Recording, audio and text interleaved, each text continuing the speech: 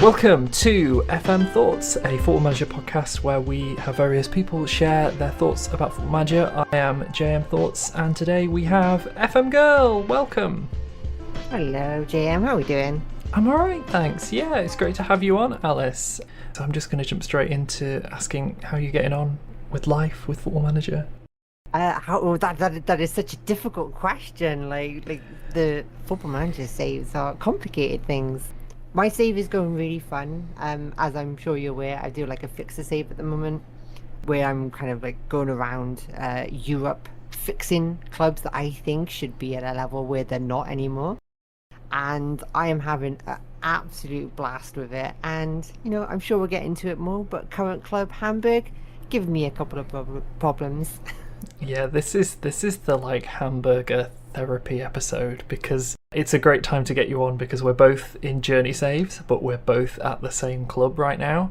And yeah. I would say maybe not enjoying it as well as the previous clubs on the journey. Is that fair? For me, yeah, I think that's pretty fair. Like the last time I played in Germany was in FM22 as Bayern 04, and I spent like 6 years at Bayern, and that was such a fun time I had. And then I've come back to Germany in FM23 with Hamburg, and I've set myself more of a harsh task to achieve in less time than 6 years, obviously. And so then I put that pressure on myself, and I think I had an easier time in France and Italy, but you know what, I still love it. Germany is such a fun place to manage, and I'm just not looking forward to the games against Bayern. They always seem to just completely thump me, and it makes perfect sense.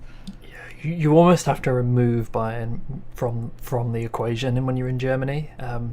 But I found that we talk a little bit about like your time in Italy and France first. But I find with France, like you have PSG that are kind of like that Bayern kind of superpower.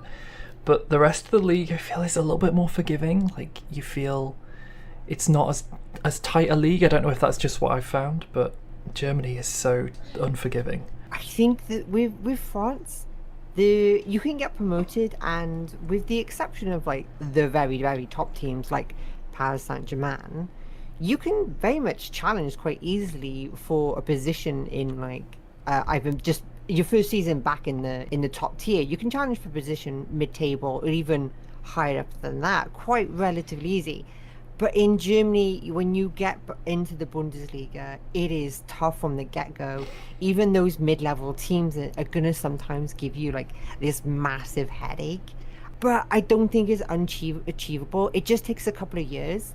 But I think in France, it's easier to remove Paris Saint-Germain from their seat at the top than it is to remove Bayern from their seat at the top of Germany. That's interesting, because on paper the gap is bigger, like in terms of I feel like the gap, like there's more money in Germany in some ways, but it's interesting that I guess PSG are more of a not as well run a club maybe as Bayern Munich.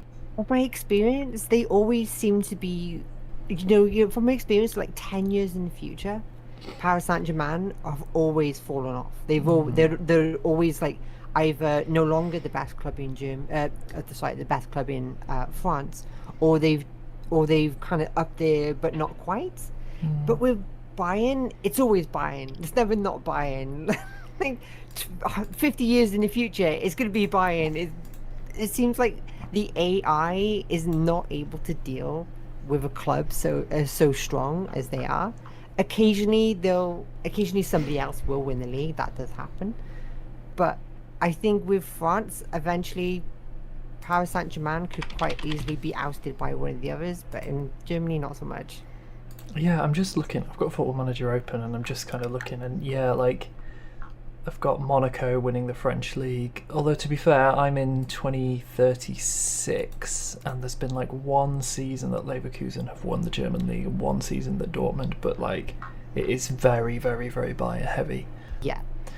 We can't. I think in Football Manager we can't trust the AI to do interesting things for us. And there would, like, occasionally you do get spectacular things that do happen outside of your influence of the game. But for the most part, the world that exists in Football Manager will be the same now as sorry, rather that it'll be the same, 50 years in the future as to what it is now for the most part. But when we influence it, when we when we get our grubby hands on these leagues, we can then really start to make a difference. I don't think a Football Manager is as dynamic as I would like, because that's what I want from Football Manager as a game, is some dynamics to the leagues especially. And I want to see, 20 years in the future, I want to see a lot of teams that are in the second and third tiers up there. But that's something we don't really see that much. The only teams that usually are the ones that we've taken there. That's interesting. And you've done a lot of long-term saves, so you kind of would have a sense of that as well. I mean, what are some of the weirder things you've come across? Oh, I'm trying, like... You put me on the spot, JM. You put It's a me on hard the spot. question. It is. Some of the weirdest stuff that I've come across, I think it was in FM 22. It was in either FM 22 or my Shantwit save for FM 23, was Newcastle going into administration. Mm-hmm. That was a good one. They ended up, their owners sold the club. They end up getting relegated, going into administration, and had 6 first-team players left on the books. That was a fun thing to watch. I was at my other club. I think I was at in Llantwit at the time, and so I'm watching this from the outside. I'm watching this collapse of Newcastle, and that was interesting. But the problem there is, again, that I think there's not enough dynamics to the game, that Newcastle were relatively simple to bounce back. It was like a season or so. Whereas I think in real life, like what we've seen in the past for things like teams like Leeds, when they went into administration all those years ago, they took a very long time to recover as a club. It was like a decade, if not more. But whereas in Football Manager, it takes like a season or two for the AI to recover, and it's like, a bit boring, but it is what it is. Yeah, it's interesting, and it kind of goes back to your point about like how dynamic is the game, because particularly I've seen with, like, there's been certain experiments that people have done, or I think Lelujo did a main save where, people were doing things like relegating Man City out to non-league, and the speed at which everything just went back to normal was really like in reality, if you did burden Man City with £2 billion of debt and kick them out of the Football League, I'm not sure they would back-to-back it all the way to mid-table Premier League. I feel like that would be a more difficult struggle. It's almost like there's something in there, something elastic, that's like saying, well, this club should be here, Yeah, the game is the game basically saved Man City. Like, it doesn't matter what Lelujo was able to do with the club. So from what I know of, like, that save, for example, obviously he put the club in £2 billion worth of debt, but then there was this sponsorship money that the game just kept on giving Man City, and it's like the game doesn't want these big clubs to fail. Like, it doesn't matter what you do, they're not going to fail, and it is, unfortunately, it takes away a bit of fun. I would like to see, like, a club like Man City during the course of the game to just collapse, whether the player had any influence. Just 20 years in the future, the owners give up, and then the entire club just slowly collapses into nothing. I want that, but that's never going to happen. Alice hates Man City. You heard it here first. But you're right, like any club, also, yeah, Man City took. But anyway, any club, like, you're right, like, you feel like, you look at the finances of Barcelona, think like, okay, they might sort themselves out, but surely, like, when you're simming 10 years in the future, there's at least like a 50-50 chance that just explodes in their face and they end up in horrendous financial problems. But I've never seen that happen in the game. Like, I've never seen them gone, oh yeah, you've sold all your television rights for the next, like, 100 years, you've got no income, like, oh look, you've missed Champions League qualification once and now you're bankrupt. Like, that doesn't really happen. I do wonder if there's something in here. I feel like it's quite a moany podcast, isn't it? But You had your challenges this year with the reputation not changing perhaps as it should be for when you were doing a Welsh Builder Nation. You just weren't seeing that reputation boost. And something else that frustrates me all the time about the game is when you not only that reputation boost for the clubs, but also like, I think that my biggest bugbear with Football Manager is you can take a team that's like never been in the Premier League before and get them into the Premier League and get them into Europe, and the game's like, oh yeah, you're not even favoured personnel. There's almost like there is something deliberate in that back end, or maybe it's accidental, that's like a kind of inertia there that's like, this club's reputation can't fall this much, this club's reputation can't go up this much, this relationship to this club that you have as a manager can't go beyond a certain level very easily. So I think this is kind of an issue that many of us have with Football Manager. We would talk. It was a bit of a talking point not so long ago in the FM community, as about the dynamics of leagues, especially like things like youth rating. The dynamic youth rating was brought up quite a bit not that long ago, and unfortunately the game isn't dynamic. So with a league like Wales, the game isn't built to take a country like Wales, and especially the league itself, to the top level. It wasn't just me in the Build a Nation Wales that had an issue with the dynamics of that save. It didn't matter how well I did. I was getting to the quarterfinals of the Champions League. I was getting to the group stages on a regular basis. Yet, no matter what I did, no matter how well I did, no matter the amazing players I brought into the club, we never got any more than averaging about 600 fans a game. We were never able to overtake TNS in terms of sponsorship. It was like the game had built TNS to always be the best club in Wales, regardless of whatever you do. I was getting £1 million a season sponsorship by 2035, and TNS were getting 1.5, despite the fact that I was always in the Champions League and they're always in the Europa League conference. The game unfortunately wasn't built for Build a Nation Wales, which is kind of the reason I had to give up on that. It was so sad to do so because I was having so much fun with the save, and I really did want to build Wales into a powerhouse of world football. But what a good thing came from that was the fixer save. Ending that Build the Nation Wales save, doing something a bit more unique. Well, no, I wouldn't even say unique, rather something a bit more interesting and a bit more varied. Instead of just spending one time the entire save at a club, I like to move around. I like to experience different leagues as well. So tell me about Fixer, the kind of the idea that came after the Builder Nation. What inspired the club that you started out there?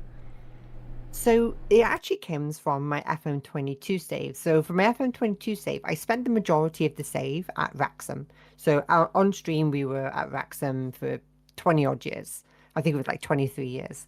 And I ended up moving to Germany eventually, where we were talking about 2 months ago about taking Bio 4 from the Zweite Bundesliga into the Bundesliga. And then over the 6 or 7 years I was there, making them the second best team. Again, I didn't have the patience to try and oust Bayern from the top, but that kind of element of the game I found I absolutely loved. Because then on FM22 did the same thing with Rayo Vallecano, taking them from the second tier of Spanish football into the top. Never quite achieving what I was able to in Germany, but it was still that kind of sense of achievement. I've never really, when playing Football Manager, I've never really been that ambitious. I've never cared about bringing the best players in the world into a club. I've never cared about winning the Champions League. To be fair, I've never really even cared about winning the top tier of whatever nation I'm currently managing in. I've always liked the building aspect. That's why I did a Build a Nation save originally in FM23. It's I like the building aspect of Football Manager. And that is where the fixer save comes from. So selecting, I'm in the top 5 nations of Europe, I'm selecting the clubs that I feel should be in the top tier. for whatever reason. Maybe they won the Champions League at one point, and now they've dropped off. And I think that was true for like Hamburger. Hamburger were massive in Germany in the 80s. They even won the Champions League. And nowadays, not only in the game but in real life, they're struggling to stay in the Bundesliga and are quite often at the moment in the Zweite Bundesliga. And I just wanted to rebuild those clubs. And so I think I started with Palermo in Italy. They're a club that I think in the noughties and the 2010s, they were definitely up there in terms of Italian football. They were sometimes pushing for Europe, and now they're in the second tier. And I thought that's where I want to start. Palermo, they got a great kit, and I want to fix them, and that is essentially my desire. It's just to fix these clubs. I don't want to win the top tier with them. I just want to fix them. I want them to stay in the league where they belong, and I want them to push for Europe if that is their kind of, if the goal of it, if that's what I think they should be doing. So what are you judging success by? Is it your time at the club getting them mid-table? Is it when that board notification comes through that you're an established club, or are you judging your success also by looking back and saying, have they stayed there? I'm definitely, it's a mix of all of them really. I'm looking at whether I think they're able to stay without me. So I'll look at the season preview and it's like, is this club capable of staying in this league without me? Or are they capable of achieving the goals that I think they should be doing so without me? And if that answer is yes, then I think it is time to move on. I have a couple of like limitations where I want to make sure I'm at a club in the top tier for no less than 2 seasons.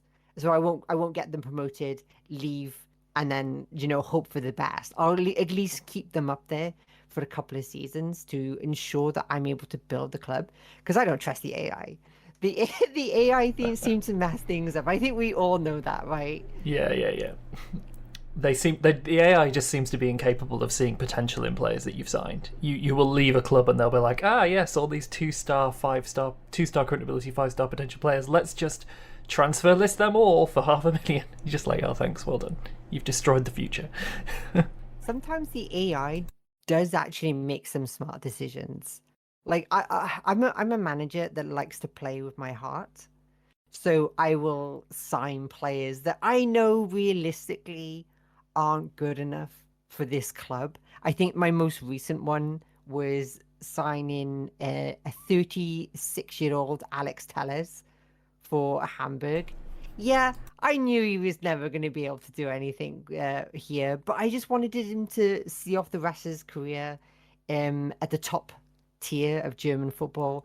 Unfortunately, it didn't quite go to plan, but I guess I just want to play with my heart. I don't want to see poor Alex Telles continue playing in whatever poor league he was. So maybe the AI is good at transfer listing the sentimental players that you really should be moving on. Yeah, 100%. I guess it depends on the character of the manager that comes in after you as well. Have you noticed any of that? Because they've kind of made a bit of a bigger deal out of that in recent years, in terms of at least the announcements of the game, that the different managers will have characters. You get a Mourinho coming in after you. It's going to be very different to if you get a kind of Pochettino coming in after you. I don't know if you've noticed anything like that. I've not noticed anything based on that manager, but I have noticed that the culture of any club when you leave changes. So I think as players we bring a different culture to whatever club we're managing to what they're used to, and then that happens when we leave as well. So for example, I, like many other football manager players, I do generally bring the average age of a squad down significantly. So whereas the average age of Hamburg when I got there was late 20s, it's now closer to 23. Yes, I will occasionally bring in like a 36-year-old, see Alex Telles or Neymar. But for the most part, I like to have a young squad, and that squad whenever I have that squad, that average age goes down to a certain level. At some point, I'll be like, this is what I want. I'm happy with the standard of young players at this club. I'm not going to tinker with it too much after this.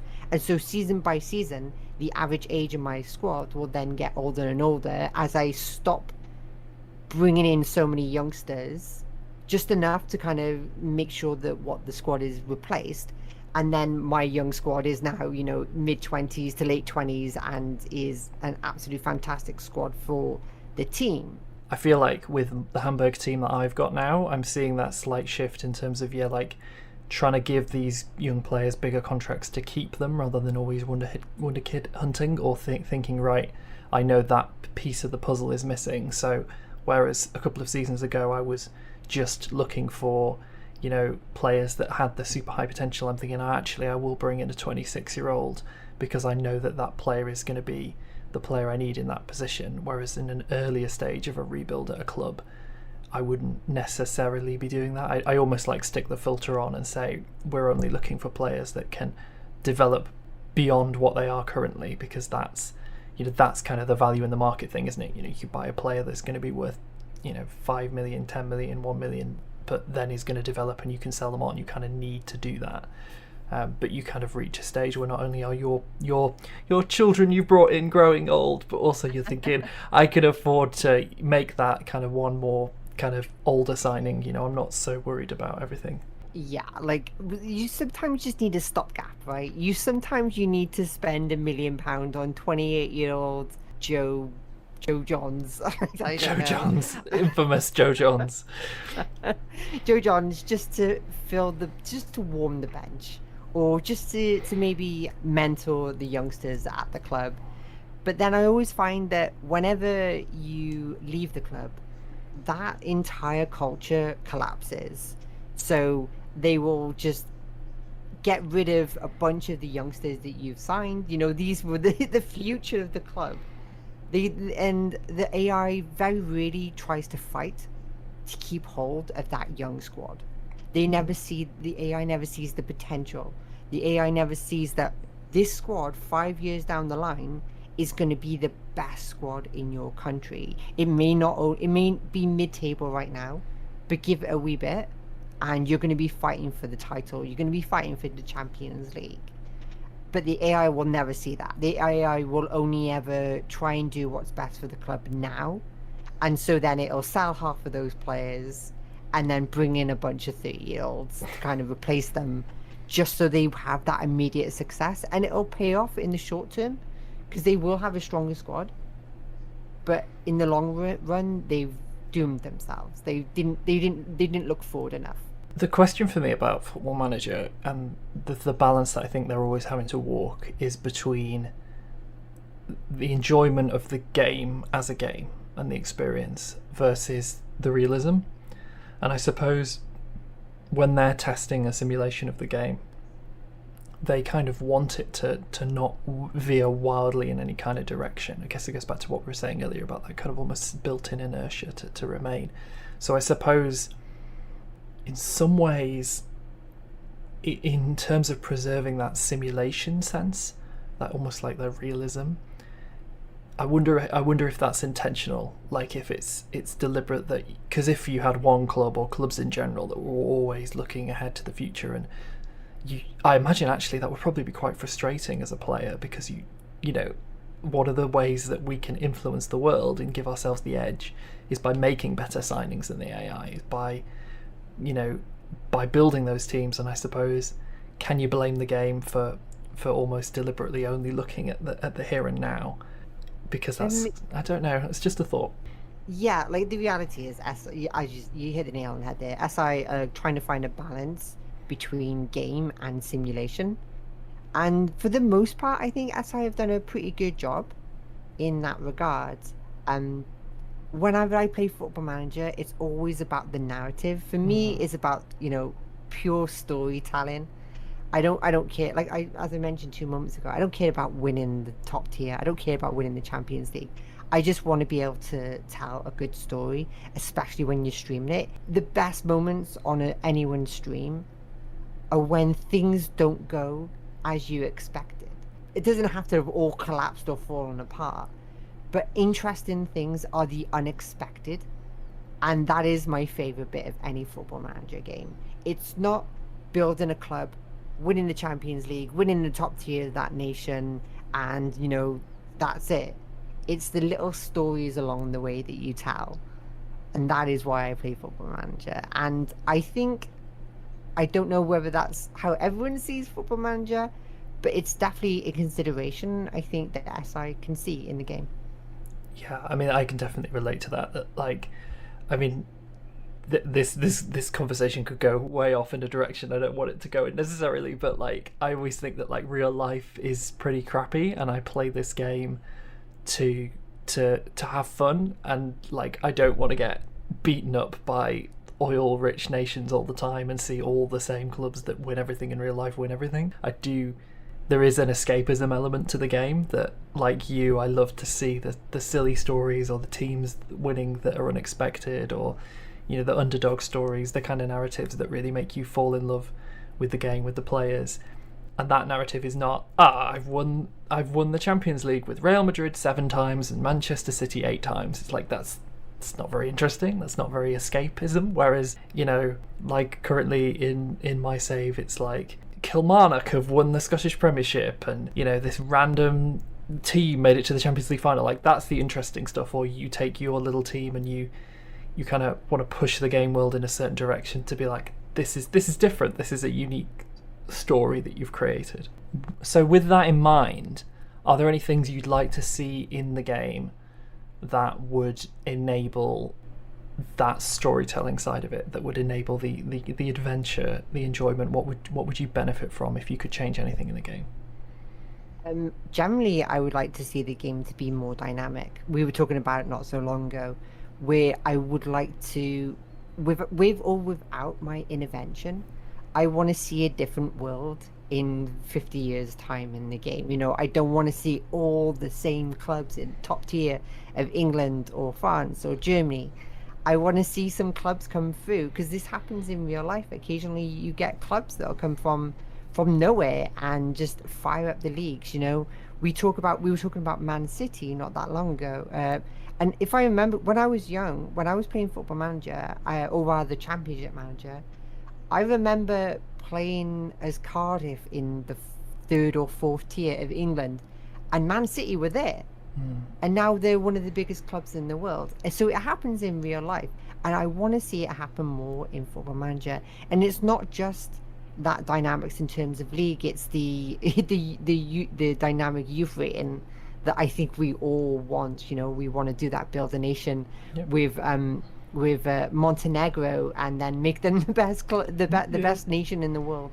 And you want to see them win the World Cup without your intervention, because you've built this incredible youth system at your club for them. But that just never seems to happen, and that is what I want from Football Manager in the long run, is for it to be more dynamic. Whether that's going to happen or not is completely up to SI. I think they might have some issues, if 10 years down the line all the big clubs are falling off. They might have some licensing issues there, but who knows? Maybe that's the reason. I don't know. Maybe you could have a volatility slider when you set up your save. You're like, how volatile do you want this world? Do you want it to stay static, or do you want just absolutely mad shit to happen, and you can kind of choose on a scale? That would be cool. I think it would be utter carnage if I had that slider. I would just be putting that to just chaos. Like, that slider, if it had a chaos mode, I'm going for the chaos mode. Excellent. You've just like ran every week a club has gone bust, or there's been a huge major takeover of a small team. Like, youth ratings just bouncing up and down for all the clubs in the world. It'd be amazing. That's my idea of heaven, because I generally don't like football IRL. I like watching football, but then following clubs, following players. We were just talking about how life sucks, really, and I think for me IRL football does suck to that degree, where you look at these players that in the game of Football Manager I kind of fell in love with, and then I learn about what they've done in real life or what the teams are like, and I'm just like, now that magic is all gone, because that was a player I really loved in Football Manager, and then their real life counterpart isn't the kind of the person that I would follow. Would you ever be tempted to play with just generated players or in a custom database that's completely fictional? Oh, 100%. I think if there was an option, I know there obviously is the option to not play with real players, but all of those players, it's just name changes if I'm not wrong. But yeah, like I like it in the future when it's just new gens. That is for me the best time of a game where all the old players, all the 16-year-old wonder kids are now starting to retire or at the end of their journey, and now the game is just nothing but new gens. For me, that is more fun because then I don't have to worry about them being, bad people IRL. This conversation has me excited for whatever you're going to do in FM24, because potentially there are some options there. You could always start 10 years in the future. We talked to Pokes in the first episode of this podcast, and that's what he did. He just went, right, I'm going to sim 10 years and then start. There are some interesting things you could do. That is an idea I love, because whilst the world of football is never dramatically different, it is different enough that 10 years in the future, it makes things a wee bit interesting. I was talking about it there, like the fact that I'm doing a fix to save. I'm loving the fact that occasionally you do see these big teams, or rather not really big teams, but the middling teams of a nation do drop off, and I just want to go there. I want to save them. I want to do my thing. Yeah. Excellent. So I guess the final thoughts are, with that in mind, what is next for you? Are you still focused very much on the fixer save and Hamburg and keeping your eyes out for where you're going next, or are you beginning to cast that eye onto 24 and features and saves for next year? Where's your head at? It's a bit of both, to be fair. I'm still enjoying my fixer save and a lot. I've still got to finish my adventure at Germany, keep Hamburg up for this season and next. Then I've got Spain and England to contend with. I need to find, when I've done with Hamburg, you need to identify a new target to fix in England or Spain. But then talk of FM25 especially has me very excited for what the future brings. Women's football in FM25, I am so very much looking forward to that. That is, I was always very sad that it hasn't come sooner, but it looks like it's going to be an exciting time for the franchise when it does come in. It's really great to have that date for women's football in the game, even though it is another one to wait on. Unfortunately, it's not FM24. Yeah. But I think people maybe will underestimate how fun it will be to have like a whole, particularly if you enjoy playing the game like we do, it's almost like you're adding a whole parallel universe to it that you can also play in. Like it's not just, it's women's football. Like, even if beyond all of the brilliant things that actually, women's football's great and that's going to be really fun, it's also like, how could you not want to have like a whole nother sandbox to play in? Like, it's just amazing. It's just more content, isn't it? And the idea of the both men and women's football existing like IRL in the same universe, you can, from what we know about it, you can just load up the women's leagues like you would load any league in men's football. That idea that you can switch between the two freely, it doesn't matter whether it's men's football or women's football. You will take whatever job is right for you at that time, and you could really make. We were talking about narrative experiences. You could really make a proper narrative experience with that. Start with women's football, move over to men's, move back to women's football, whatever it is that you really want to do. Yeah, the save potential there is very interesting. Like, leapfrogging around, and it's worth the wait if they implement it well, isn't it? Yeah, 100%. But I do already have a couple of ideas for FM24 that I'm kind of floating around, and all those ideas are kind of like my fixer save in that it's not standard. It's not take control of X club, get them to win the top tier, get them to win whatever continental competition. That's never my goal. My goal is always to do something a bit different, a bit not necessarily unique, but just have an adventure and try and tell a narrative story and just watch the carnage unfold. Beautiful. Yeah, I can't wait to hear that, and maybe we'll have you on again to hear tales of your adventures on Football Manager 2024, 23. Thank you very much, JM. It was really fun having a chat with you, and I'm excited for the future of Football Manager. I'll be honest. Hey, me too. And good luck fixing Hamburg. It's stressful, put it that way. It is so stressful. Send your advice and tips on postcards, please. Koli Saka, best defensive midfielder in the game. Oh, good. I'll see if he's still around in 2036. All right. Thank you. Have a wonderful week. Thank you very much. There you have it, a window into the wonderful adventures of Alice and some of her thoughts on Football Manager and the future of Football Manager. I was feeling a little under the weather when I did this interview, and I completely forgot to ask Alice to plug herself, so I'm going to do it for her now. If you want to watch Alice's streams, they are at twitch.tv/FM_girl. Fantastic vibes, brilliant streams. One of the best ways to start the day. She usually streams in the mornings, sometimes in the afternoons. And she also has a webcomic, which is 433, and this is probably best to find on Twitter, which is at FM_girl433. And she also has Alice the Nerd as well, so a new webcomic that she is branching out into as well. So lots of stuff going on there with Alice, a really great member of the Football Manager community, and fantastic person. So a privilege to have her on. We've reached episode 3 of the podcast, so thank you very much for listening to the end. I have been JMThoughts. You can find me at twitch.tv/JMThoughts and on some kind of, I don't know, what social media platform hasn't caught fire this week? Who knows? And I hope that you will hear from us. It's got that right, you hearing from us, not me hearing from you. Although, feel free to message me. I'm fine with it. Next time. We've nearly got the sign-off nailed. Go well, friends.